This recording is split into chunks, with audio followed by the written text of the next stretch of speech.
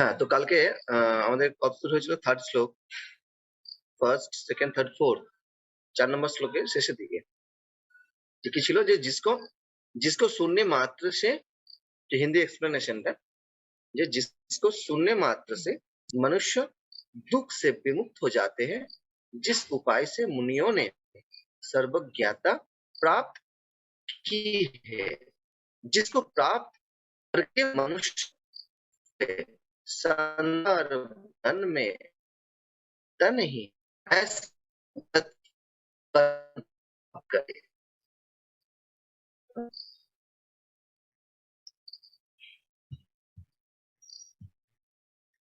ওকে, কাটছে, no problem.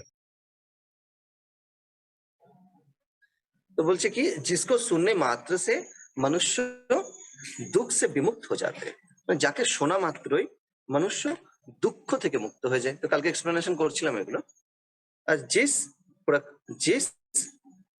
उपाय से मुनियों ने सर्वज्ञता प्राप्त की है, যার মাধ্যমে মুনি ঋষিগণ সর্বজ্ঞতা প্রাপ্ত কি है। ওটাই বলছিলাম যে আত্মা, পরমাত্মা, কালকে এক্সপ্লেনেশন করছিলাম, আর গুরু, এই তিনটের মধ্যে কোনো ভেদ নেই। আত্মা, গুরু আর পরমাত্মার মধ্যে কোনো ভেদ নেই। একটা সুতো একসঙ্গে পাশাপাশি জোড়া লেগে কি হয়, একটা কাপড় তৈরি হয়। একটা কাপড়কে যদি দেখেন, সেগুলো কি এক একটা করে সুতো পাশাপাশি থেকে একটা বড় কাপড়ের তৈরি। তো ঠিক তেমনি একটা বড় কাপড় সে পরমাত্মা, প্রত্যেকটা সুতো আত্মা।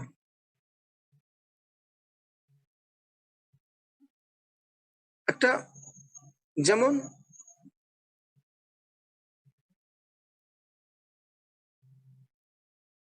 মিষ্টি, একটা যদি গোলাপ জামুনকে দেখেন, গোলাপ জামুনের প্রতিটা কণায় কণায় তার মধ্যে সে মিঠাস আছে।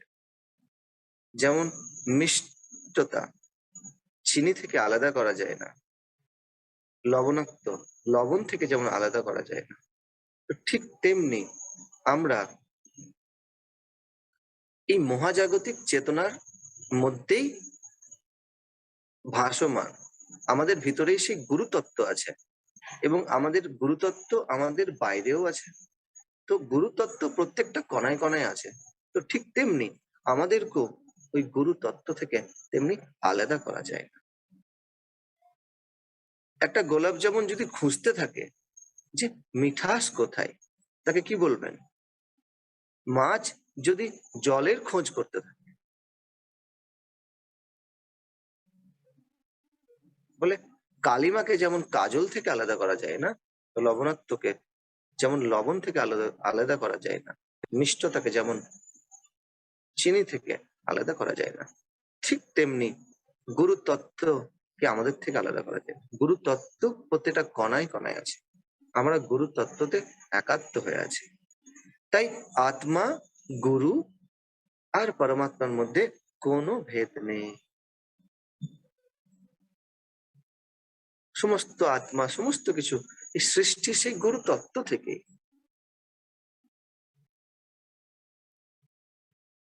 তো যখন আমরা সেই দৃশ্য থেকে দ্রষ্টার দিকে যাই, অহং থেকে যখন আত্মার দিকে যাই, আত্মার অভিমুখে যখন যাত্রা করি, তখন আমরা সেই গুরুতত্ত্বের সাথে একাত্ম হয়ে যাই।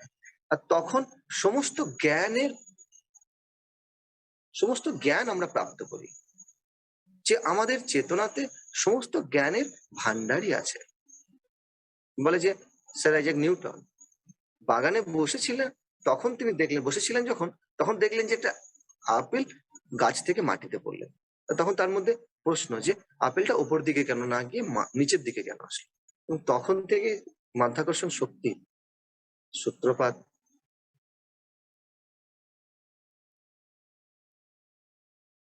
তো জ্ঞান যে আবিষ্কার করেছিলেন, তো জ্ঞান কোথাও বাইরে ছিল না, জ্ঞান আমাদের চেতনার মধ্যেই আছে। যখন তার সাথে আমরা কানেক্ট হয়ে যাই, একাত্ম হয়ে যাই, তখন সমস্ত জ্ঞানের ভান্ডার আমাদের সামনে চলে আসে।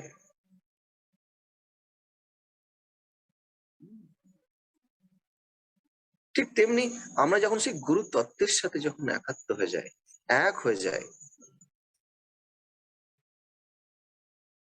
তখন সমস্ত জ্ঞানের ভান্ডার আমাদের সামনে খুলে যায়। তো এখানে খুব সুন্দরভাবে বলেছেন যে जिस उपाय से मुनियों ने सर्वज्ञता प्राप्त की, যে গুরু বিনা গতি নেই। আমরা যখন সেই গুরু তত্ত্বের সাথে একাত্ম হয়ে যাই, তখন আমাদের সমস্ত জ্ঞানের অধিকারী হয়।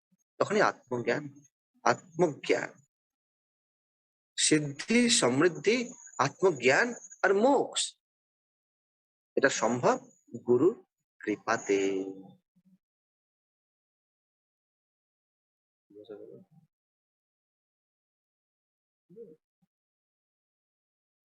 যে আত্মা, গুরু আর পরমাত্মার মধ্যে যেমন কোনো ভেদ নেই, এই প্রত্যেকটা গুরু স্বয়ং শিব। তো বলে যে শিবজি চন্দ্রমাকে ধারণ করে রেখেছে, ঠিক তেমনি গঙ্গাকেও ধারণ করে রেখেছে। আর সেই গঙ্গা শিবজির মস্তক থেকে একটা পাতলা ধারা পৃথিবীতে এসে পৌঁছাচ্ছে। যে গঙ্গা জ্ঞানের প্রতীক, চন্দ্রমা ওদের মনের কারক। তো এত জ্ঞান পৃথিবীতে যদি একসাথে আসে, তাহলে কি হবে? পৃথিবী নিতে পারবে না সেই জ্ঞানকে, সামলাতে পারবে না। তাই পাতলা ধারা আসছে। গুরুদেব একবার বলেছিলেন, কালকে বলছিলাম যে ব্যাসদেবকে দেবী মা নিয়ে গেছে দুটো জ্ঞানের পাহাড়ের সামনে, তুই বলেছে তুই যা জ্ঞান পাবি নিয়ে নে। তো ব্যাসদেব দুটো মুঠিতে দুমুঠো দুই পাহাড় থেকে জ্ঞান নিয়েছিলেন।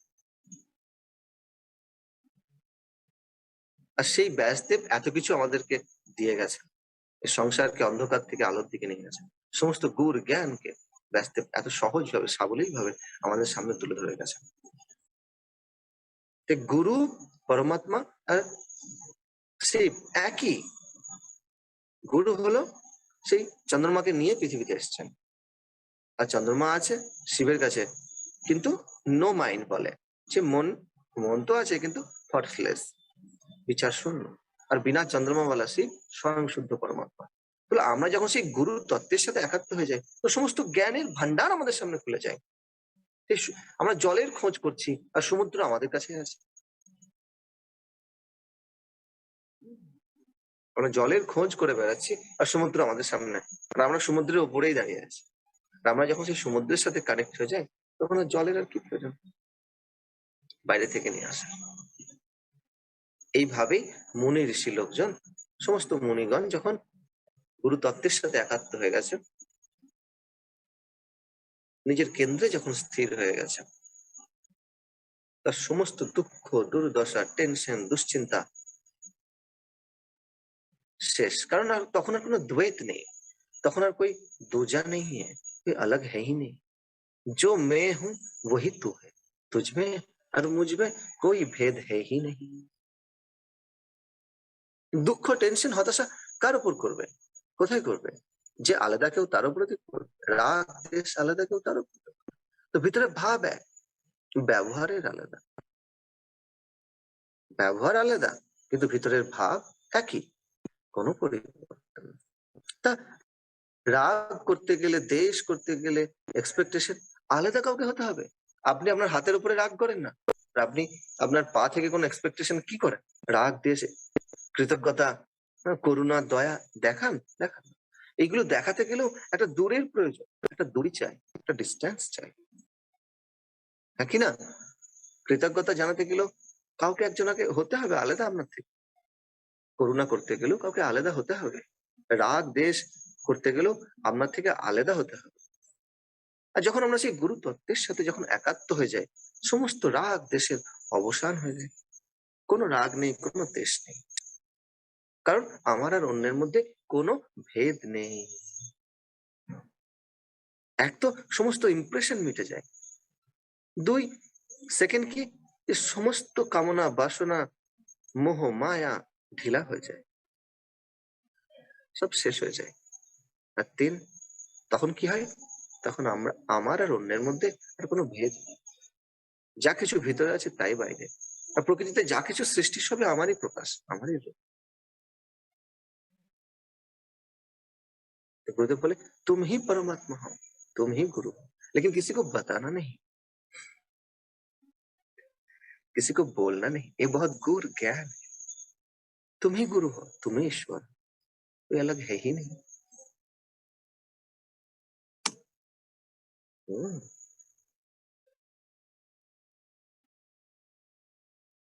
ঠিক না? তো মুনি ঋষি লোক না কিভাবে সর্বজ্ঞাতা প্রাপ্ত কি সে জ্ঞান প্রাপ্ত করেছেন, সে গুরু তত্ত্বের সাথে এক হয়ে গেলেন।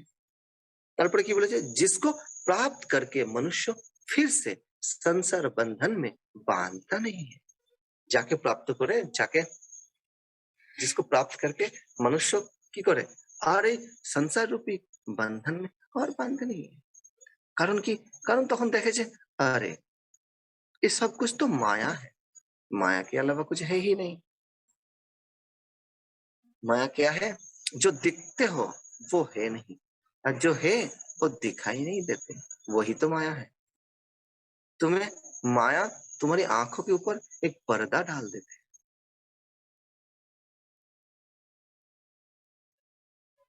माया आंखों के ऊपर एक पर्दा डाल देते हैं। जो सच्चाई है वो तुम्हें दिखाई नहीं देते। ऐसे दृष्टि भ्रम में हम लोग रहते हैं, वही माया है। उसके पीछे में जो गुर ज्ञान है वो तुम्हें दिखाई नहीं देते। एक जादूगर मैजिशियन जब उसका खेल दिखाते हैं तो क्या करते मैजिशियन, सबको पता है ये गलत है, किसी को गला काट रहे, किसी को पैर काट रहे, या कोई कबूतर से सांप बना रहे, तो सबको पता है ये भ्रम है, एक ये तो झूठ है, लेकिन हमारा दृष्टि उसको समझ नहीं पाते। तो यही तो माया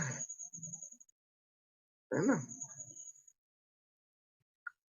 তো একটা জাদুকরের খেলা, এই মায়া থেকে আমরা বেরোতে পারি না।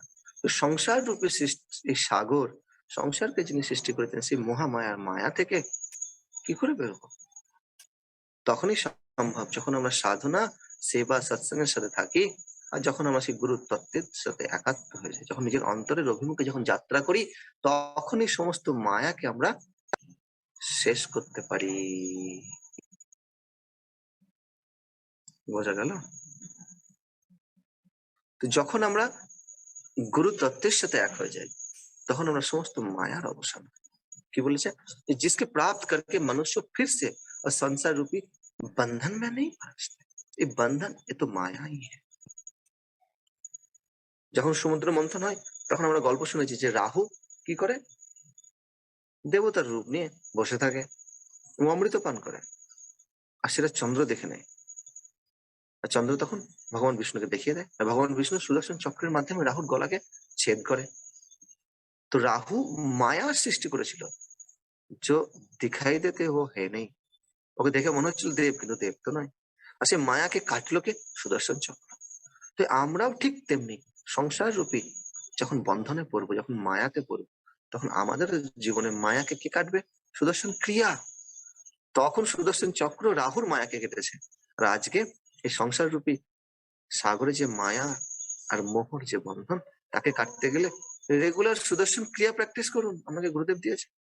তখন চক্রের প্রয়োজন ছিল, এখন আর চক্রের প্রয়োজন নেই, এখন ক্রিয়াতেই কাজ হয়েছে।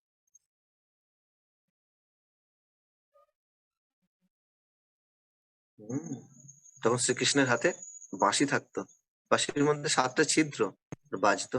আর আপনাকে দিয়েছে হল অ্যান্ড এমটি মেডিটেশন, শ্বাস নিন, শ্বাস ভরুন, আর আপনার আপনার মুখ্য যে 7 চক্র সেখানে ধ্যান লাগান, আর আপনিও বাজতে থাকবেন, বাঁশির মতো ফাঁকা হয়ে যাবেন। তো যখন আমরা সেই গুরু তত্ত্বের সাথে একাত্ম হয়ে যাই, তখন এই সংসার রূপী বন্ধন में আমার বাঁধতে नहीं है, সংসার রূপী বন্ধনে আমরা বাঁধি না। তখন সংসার সাগরকে পার করতে হবে। হুম, বুঝে গেল? ऐसे परम तत्व का कथन आप करें, এরকম সে পরম তত্ত্বের কথন আপনি সম্পর্কে আপনি বলুন। ঠিক আছে না? চলো আগে দেখি কি বলছে। হ্যাঁ, হ্যাঁ, পরে যেটা।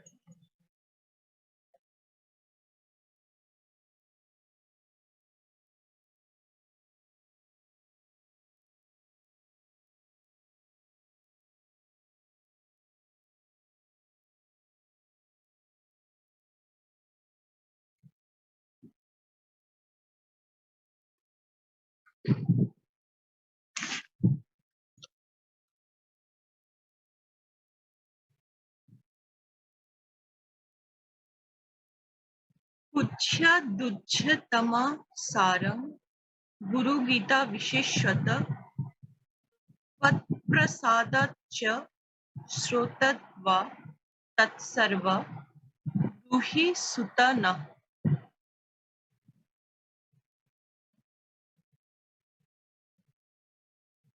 जो तत्व परम रहस्यमय एवं श्रेष्ठ सारभूत है और विशेषकर जो गुरु गीता है, वो आपकी कृपा से हम सुनना चाहते हैं। प्यारे सूत जी, वे सब हमें सुनाइए।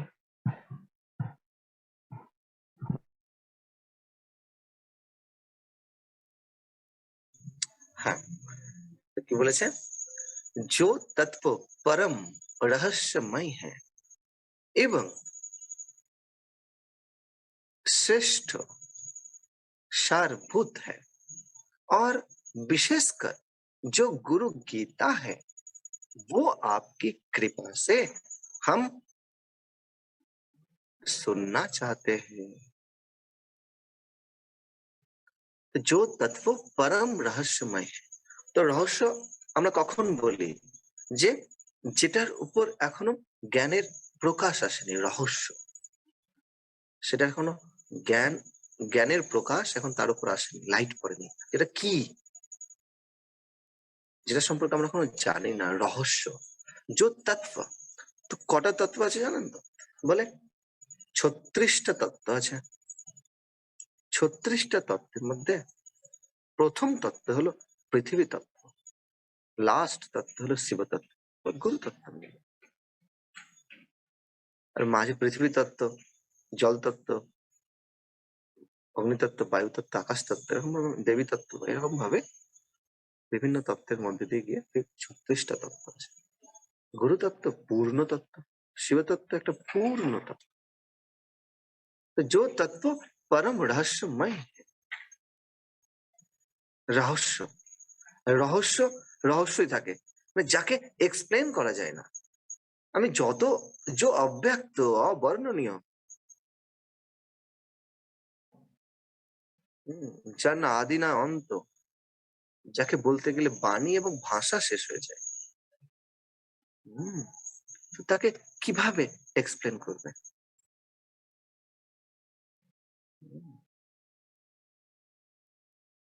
তো वो সারা জীবনই রহস্য, যত বলবেন এক্সপ্লেন শেষ নেই, শেষ নেই। जो তত্ত্ব, সে হলো রহস্য। যাকে বলবেন, যতই বলুন না, যাই ভাবে এক্সপ্লেন করুন না কেন, তাকে আপনি কখনো এক্সপ্লেন করে শেষ করে উঠতে পারবেন না। तो जो तत्व परम रहस्यमय है, रहस्यमय एवं श्रेष्ठ सारभूत है, जो শ্রেষ্ঠ, শ্রেষ্ঠ मतलब মানে কি? মানে যার পরে আর কিছু নেই, শ্রেষ্ঠ, अल्टीमेट, जो श्रेष्ठ सारभूत है और विशेषकर जो गुरु गीता है,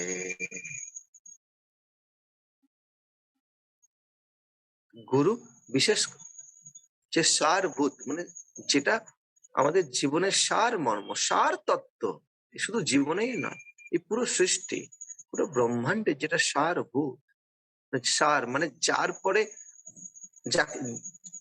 তারপরে আর কিছু নেই। আপনি দুধকে গরম করছেন, দুধ ধীরে ধীরে ঘন হতে হতে হতে ক্ষীর, ক্ষীর হতে হতে ফির আরো সলিড হয়ে গেল, তারপরে তো আপনি আপনি ওকে আর কিছু করতে পারবেন, ওটা সার তত্ত্ব। তো পুরো নলেজ এবং নলেজের সেই সারভূত এবং শ্রেষ্ঠতম, আলটিমেট সেই জ্ঞানই হলো সেই गुरु गीता। तो गुरु गीता, तो विशेषकर जो गुरु गीता है, वो आपकी कृपा से हम सुनना चाहते हैं। गुरु गीता, गुरु मीन्स अंधकार, डार्कनेस, और रु मीन्स रिमूवर। শুনছেন তো সবাই? রু মিন্স রিমুভার।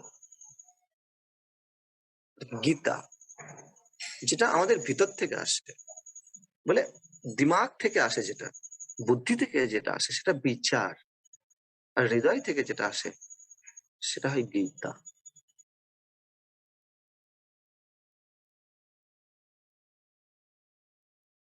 বলে ভগবান থাকে, ঈশ্বর থাকে সবার হৃদয়ে।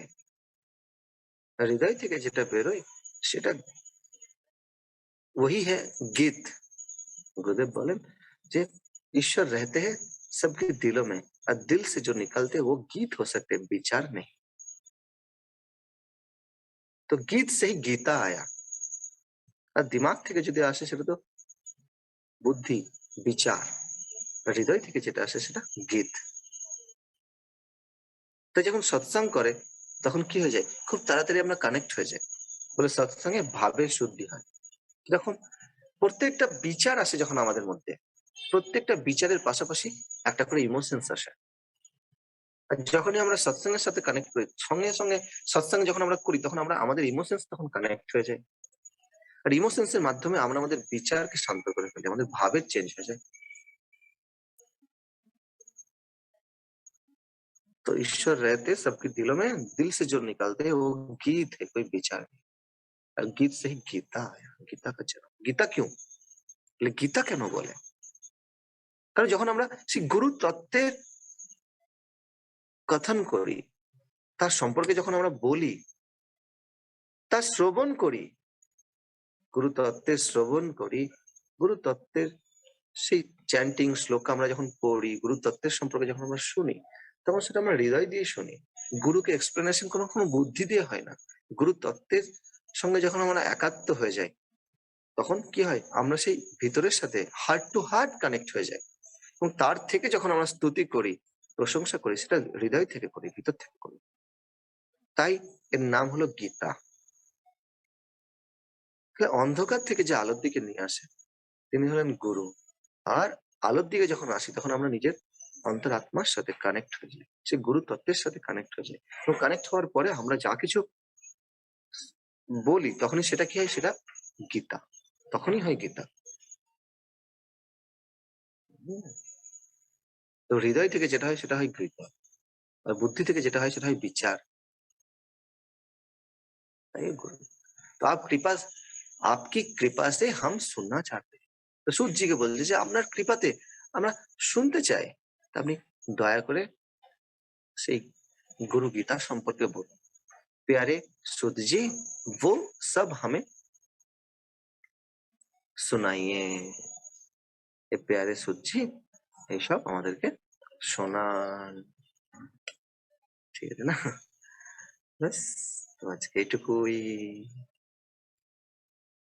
নাহলে দেখা হবে আবার আগামীকাল। জয় গুরুদেব।